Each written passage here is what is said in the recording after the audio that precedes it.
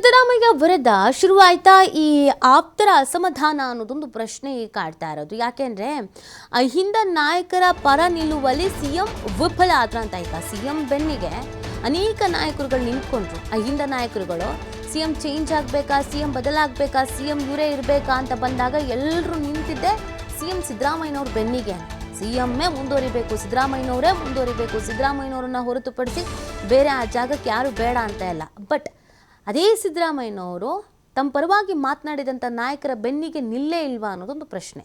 CM Siddaramaiah ಆಪ್ತ ಮಾಜಿ ಸಚಿವ ರಾಜಣ್ಣನೇ ಈ ಥರದೊಂದು ಅಸಮಾಧಾನವನ್ನು ಹೊರ ಹಾಕ್ತಾ ಇದ್ದಾರೆ. ಸಿಎಂ ಅಸಹಾಯಕ ಪರಿಸ್ಥಿತಿಯಲ್ಲಿದ್ದಾರೆ ಅಂತ ಮಾಜಿ ಸಚಿವ ರಾಜಣ್ಣ ಹೇಳ್ತಾ ಇರೋದು. ಬೈ ಎಲೆಕ್ಷನ್ ವಿಚಾರಕ್ಕೆ ಅಲ್ಪಸಂಖ್ಯಾತರ ನಾಯಕರ ಮೇಲೆ ತೂಗುಗತಿ. ಆಪ್ತರೆ ಪದೇ ಪದೇ ಸಮಸ್ಯೆಗೆ ಸಿಲುಕಿದ್ದಕ್ಕೆ ಸಿಎಂ ಸಿದ್ದರಾಮಯ್ಯ ಸೈಲೆಂಟ್ ಆಗಿಬಿಟ್ರಾ ಅನ್ನೋದು ಪ್ರಶ್ನೆ ಇದೆ. ಆಪ್ತರ ಪರ ನಿಲ್ಲಲಿಲ್ಲ ಅಂತ ಸಿಎಂ ವಿರುದ್ಧ ಕೆ.ಎನ್. ರಾಜಣ್ಣ ಅಸಮಾಧಾನವನ್ನು ವ್ಯಕ್ತಪಡಿಸ್ತಾ ಇದ್ದಾರೆ. ರಾಜಣ್ಣ ಅವರಿಗೇನು ಪರಿಸ್ಥಿತಿ ಆಯಿತು ಅದೇ ಥರದೊಂದು ಪರಿಸ್ಥಿತಿ ಇದೀಗ ಜಮೀರ್ ಅಹಮದ್ ಅವರು ಎದುರಿಸಬೇಕಾದಂಥ ಸ್ಥಿತಿ ಇದೆ. ಸೊ ಇದನ್ನೆಲ್ಲ ನೋಡ್ಕೊಂಡು ಅವ್ರು ಹೇಳ್ತಾ ಇರೋದು ಸಿ ಎಂ ಏನೂ ಮಾಡ್ತಾ ಇಲ್ಲ, ಅಸಹಾಯಕರಾಗ್ಬಿಟ್ಟಿದ್ದಾರೆ. ಯಾಕೆ ಅಸಹಾಯಕರಾಗ್ತಾರೆ? ಸಿ ಎಂ ತಾನೇ ಅವರು, ಹಿರಿಯರು ಬೇರೆ, ಹೋಲ್ಡ್ ಇದೆ. ಆದರೂ ಯಾಕೆ ಅಸಹಾಯಕರಾಗ್ತಾರೆ ಗೊತ್ತಿಲ್ಲ. ರಾಜಣ್ಣ ಅವರೇ ಈ ಮಾತನ್ನು ಹೇಳ್ತಾ ಇರೋದು.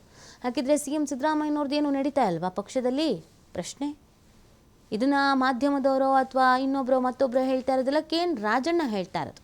ಪದೇ ಪದೇ ಸಿದ್ದರಾಮಯ್ಯನವರು ಆಪ್ತರು ಟಾರ್ಗೆಟ್ ಆಗ್ತಾ ಇದ್ದಾರೆ. ಅವ್ರನ್ನ ಉಳಿಸ್ಕೊಳ್ಳೋದ್ರಲ್ಲಿ, ಅವ್ರ ಪರವಾಗಿ ನಿಲ್ಲೋದ್ರಲ್ಲಿ ಸಿದ್ದರಾಮಯ್ಯನವರು ಹಿಂದೇಟು ಹಾಕ್ತಾ ಇದ್ದಾರೆ ಅಥವಾ ಎಡುತ್ತಾ ಇದ್ದಾರೆ ಅಂತ ಅಂದರೆ ಏನು ಅರ್ಥ ಅದಕ್ಕೆ?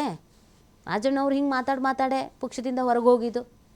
ಈಗ ಇವ್ರ ಪರವಾಗಿದ್ದು ಬೆನ್ನಿಗೆ ನಿಂತಿದ್ದು ಸಿದ್ದರಾಮಯ್ಯನವರೊಬ್ಬರೇ, ಅವ್ರ ವಿರುದ್ಧವೂ ಮಾತಾಡ್ತಾ ಇದ್ದಾರೆ. ಎಲ್ಲ ಪಕ್ಷಕ್ಕೆ ನಿಷ್ಠೆಯಿಂದ ಇರ್ತಾರೆ. ಮತ್ತೆ ಪಕ್ಷದಲ್ಲಿ ಮುಂದೆ ಕಾಂಗ್ರೆಸ್ ಪಕ್ಷ ಬೆಳಿಬೇಕು, ಕಾಂಗ್ರೆಸ್ ಪಕ್ಷದಿಂದ ಬಡವರಿಗೆ ಅನುಕೂಲಗಳು ಆಗಬೇಕು ಅಂತಕ್ಕಂಥ ನಿರೀಕ್ಷೆ ಮಾಡ್ತಕ್ಕಂಥ ಅವ್ರ ಮೇಲೆ ಪಟ್ಟಭದ್ರರು ಪಕ್ಷದಲ್ಲೂ ಇರ್ತಾರೆ. ಅವ್ರುಗಳೆಲ್ಲ ಈ ಥರ ಹುನ್ನಾರಗಳನ್ನೆಲ್ಲ ಮಾಡ್ತಾರೆ. ಅದಕ್ಕೇನು ಮಾಡೋಕ್ಕಾಗೋದಿಲ್ಲ. ನಾವು ನಿರೀಕ್ಷೆ ಮಾಡೋದು ನಮ್ಮ ಮುಖ್ಯಮಂತ್ರಿಗಳಿಂದ ಇಂಥ ಸಂಗತಿಗಳು ಬಂದಾಗ ಅವರು ಗಟ್ಟಿಯಾಗಿ ನಿಲ್ಲಬೇಕು. ಅವ್ರು ನಿಲ್ತಾ ಇಲ್ಲ, ಅದೊಂದು ನಮಗೆ ಬೇಸರದ ಸಂಗತಿ. ಕಟ್ಟಾಕವರು ಬಿಟ್ಟವರು ಯಾರಿಗೆ ಗೊತ್ತ್ರಿ? ಕಟ್ಟಾಕಕ್ಕೇನು ಕೋಣನ ಕುರಿನ ಏನು ಕಟ್ಟಾಕಕ್ಕೆ ಗೊತ್ತಾಯ್ತಾ? ಕೋಣನೂ ಅಲ್ಲ ಕುರಿನೂ ಅಲ್ಲ ಕಟ್ಟಾಕಕ್ಕೆ. ಅಸಹಾಯಕರಲ್ಲ, ಅದೇನೋ ಅವ್ರಿಗೇನೊಂದು ಯಾವ ಮಾಹಿತಿ ನೀಡ್ತಾರೆ ನಮ್ಮ ಪ್ರತಿನಿಧಿ ಸ್ವಾಮಿ ರಾಜಣ್ಣ ಅವರೇ ಹೇಳ್ತಾ ಇರೋದು ಸಿದ್ದರಾಮಯ್ಯನವರು ಬೆನ್ನಿಗೆ ನಿಲ್ತಾ ಇಲ್ಲ ಅಂತ ಒಂದು ಅಸಮಾಧಾನವನ್ನು ಹೊರ ಹಾಕ್ತಾ ಇದ್ದಾರೆ. ಏನು ನಡೀತಾ ಇದೆ? ಹೌದಾ, ನಿಜವಾಗ್ಲೂ ಸಿದ್ದರಾಮಯ್ಯನವರ ಕಟ್ಟಾಕೋ ಪ್ರಯತ್ನವೋ ಇನ್ನೊಂದು ಮತ್ತೊಂದು ಆಗಿದೆಯಾ? ಹಾಗಾದ್ರೆ ನೀತಿ ದಾವಣಗೆರೆ ಬೈ ಎಲೆಕ್ಷನ್ ಬಳಿಕ ಕಾಂಗ್ರೆಸ್ ವಲಯದಲ್ಲಿ ಸಾಕಷ್ಟು ಸಂಚಲನ ಮೂಡಿಸ್ತಾ ಇದೆ. ಜೊತೆಗೆ ಆಪ್ತರಲ್ಲಿ ಗುರುತಿಸಿಕೊಂಡಂತ ನಾಯಕರಲ್ಲೇ ಅಸಮಾಧಾನ ಶುರುವಾಗಿರೋದು ಮೇಲ್ನೋಟಕ್ಕೆ ಸ್ಪಷ್ಟ ಆಗ್ತಾ ಇದೆ. ಒಂದು ಕಡೆ ಅಹಿಂದ ನಾಯಕರ ಪರ ನಿಲ್ಬೇಕಾದಂತ ಸಿಎಂ ಸಿದ್ದರಾಮಯ್ಯನವರು ಸೈಲೆಂಟ್ ಆಗಿದ್ದು ಯಾಕೆ ಎಂಬ ಪ್ರಶ್ನೆ ಈಗಾಗಲೇ ಕಾಂಗ್ರೆಸ್ ವಲಯದಲ್ಲಿ ಸಾಕಷ್ಟು ರೀತಿಯಲ್ಲಿ ಚರ್ಚೆ ಆಗ್ತಾ ಇದೆ. ಅಂದ್ರೆ ಈಗ ಮಾಜಿ ಸಚಿವ ಕೆ.ಎನ್. ರಾಜಣ್ಣನವರು ಸಿಎಂ ಆಪ್ತ ವಲಯದಲ್ಲಿ ಗುರುತಿಸಿಕೊಂಡಂತರು, ಯಾವಾಗ್ಲೂ ಸಿಎಂ ಪರ ಬ್ಯಾಟಿಂಗ್ ಮಾಡ್ತಿದ್ದವಂತರು. ಅವರ ಒಂದು ಹೇಳಿಕೆ ಈಗ ರಾಜ್ಯ ಕಾಂಗ್ರೆಸ್ ವಲಯದಲ್ಲಿ ಸಾಕಷ್ಟು ಚರ್ಚೆ ಆಗ್ತಾ ಇರುವಂತದ್ದು. ಅಂದ್ರೆ ಸಿಎಂ ಅಸಹಾಯಕರಾಗಿದ್ದಾರೆ ಎಂಬ ವಿಚಾರವನ್ನ ಹೇಳಿದ್ದು ಯಾಕೆ ಎಂಬ ಪ್ರಶ್ನೆಗಳು ಸಾಕಷ್ಟು ಚರ್ಚೆ ಆಗ್ತಾ ಇದೆ. ಈ ಹಿನ್ನೆಲೆಯಲ್ಲಿ ಸಿಎಂ ಸಿದ್ದರಾಮಯ್ಯನವರು ಮುಂದಿನ ನಿರ್ಧಾರ ಯಾವ ರೀತಿ ಇರುತ್ತೆ ಅನ್ನೋದು ಸಾಕಷ್ಟು ಕುತೂಹಲ ಮೂಡಿಸ್ತಾ ಇದೆ.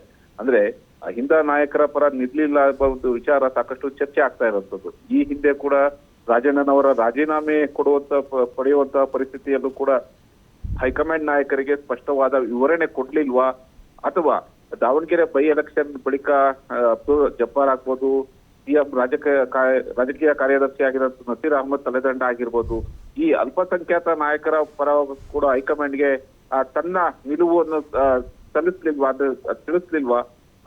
ಈ ಎಲ್ಲ ವಿಚಾರಗಳು ಸಿಎಂ ಅವ್ರಿಗೆ ಮುಳುವಾಯ್ತಾ ಎಂಬ ಪ್ರಶ್ನೆಗಳು ಈಗ ಶುರುವಾಗಿರುವಂತದ್ದು. ಯಾಕಂದ್ರೆ ನೇರವಾಗಿ ಡಿಸಿಎಂ ಬಣದಲ್ಲಿ ಗುರುತಿಸಿಕೊಂಡಂತವ್ರು ಅಥವಾ ಬೇರೆ ರಾಜಕೀಯ ನಾಯಕರು ಈ ಹೇಳಿಕೆಯನ್ನು ಕೊಟ್ಟಿದ್ರೆ ಅಷ್ಟೊಂದು ಮೇಲ್ಪಂಕ್ತಿಗೆ ಬರ್ತಿರ್ಲಿಲ್ಲ. ಅಂದ್ರೆ ಅಷ್ಟೊಂದು ಚರ್ಚೆಗೆ ಕಾರಣ ಆಗ್ತಾ ಇರ್ಲಿಲ್ಲ. ಸಿಎಂ ಆಪ್ತ ವಲಯದಲ್ಲೇ ಗುರುತಿಸಿಕೊಂಡಿರೋಂತ ರಾಜಣ್ಣನವರೇ ಈ ಹೇಳಿಕೆಯನ್ನು ಕೊಟ್ಟಿರೋದು ಸಾಕಷ್ಟು ರೀತಿಯಲ್ಲಿ ಚರ್ಚೆ ಆಗ್ತಾ ಇರುವಂತದ್ದು. ಇದಕ್ಕೆ ಯಾವ ರೀತಿ ಒಂದು ಸಜೆಷನ್ ಹುಡುಕ್ತಾರೆ, ಒಂದು ಸಾಲ್ವ್ ಮಾಡ್ತಾರೆ ಅನ್ನೋದು ಸಾಕಷ್ಟು ಕುತೂಹಲ ಮೂಡಿಸ್ತಾ ಇರುವಂತದ್ದು. ಅಂದ್ರೆ ಒಂದು ಕಡೆ ಈಗಾಗಲೇ ಹೈಕಮಾಂಡ್ ನಾಯಕರ ಭೇಟಿಗೆ ಹೋದಂತ ಸಂದರ್ಭದಲ್ಲಿ ಪ್ರಸ್ತುತ ಏನು ಮುಂಬರುವ ದಿನಗಳಲ್ಲಿ ಹೋದಂತ ಸಮಯದಲ್ಲಿ ಇವೆಲ್ಲಾ ವಿಚಾರಗಳನ್ನು ಹೈಕಮಾಂಡ್ ಮುಂದೆ ಇಟ್ಟು ಎಲ್ಲದಕ್ಕೂ ಫುಲ್ ಸ್ಟಾಪ್ ಆಗ್ತಾರ ಎಂಬ ವಿಚಾರ ಸಾಕಷ್ಟು ಚರ್ಚೆ ಆಗ್ತಾ ಇರುವಂತದ್ದು. ಅಂದ್ರೆ ಅಹಿಂದ ನಾಯಕರ ಪರ ಪದೇ ಪದೇ ಅಹಿಂದ ಪರ ಸಿಎಂ ಸಿದ್ದರಾಮಯ್ಯನವರ ಬೆನ್ನಿಗೆ ನಿಂತಿರೋದೇ ಅಹಿಂದ. ಈ ಅಹಿಂದ ಒಂದು ನಾಯಕರನ್ನ ಕಾಪಾಡಿಕೊಳ್ಳಲು ಪದೇ ಪದೇ ವಿಫಲ ಆಗ್ತಿರೋದು ಯಾಕೆ ಎಂಬ ಪ್ರಶ್ನೆಗಳು ಶುರುವಾಗಿದೆ. ಈ ಹಿನ್ನೆಲೆಯಲ್ಲಿ ಸಿಎಂ ಸಿದ್ದರಾಮಯ್ಯನವರು ಮುಂದಿನ ದಿನಗಳಲ್ಲಿ ಹೈಕಮಾಂಡ್ ಭೇಟಿಗೆ ಹೋದ ಸಂದರ್ಭದಲ್ಲಿ ಎಲ್ಲದಕ್ಕೂ ಫುಲ್ ಸ್ಟಾಪ್ ಹಾಕಿ ಬ್ರೇಕ್ ಆಗ್ತಾರ ಅನ್ನೋದು ಕಾತ್ ನೋಡ್ಬೇಕಾಗಿರುವಂತದ್ದು ನೀತಿ. ಓಕೆ, ಥ್ಯಾಂಕ್ ಯು ಸ್ವಾಮಿ ತಮ್ಮೆಲ್ಲ ಡೀಟೇಲ್ಸ್ಗೆ.